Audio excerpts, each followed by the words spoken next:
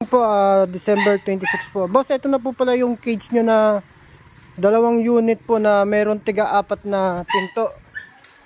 Complete set po siya. May poop tray, hanging feeder.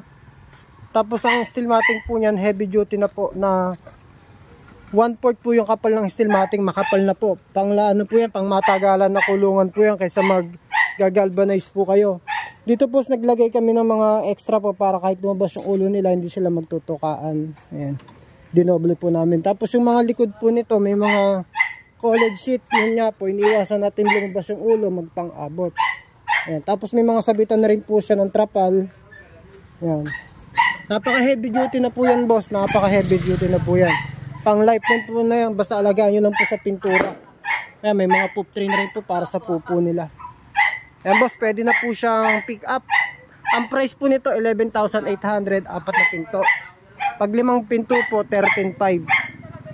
Ayan. Kahit yung bubong po niya, kahit tungtungan ng mabibigat, pwede po. Okay na, boss, pwede na pong pick up. Sa nagtatanong po pala, location namin na Kapipisa, Tansa, Cavite po kami.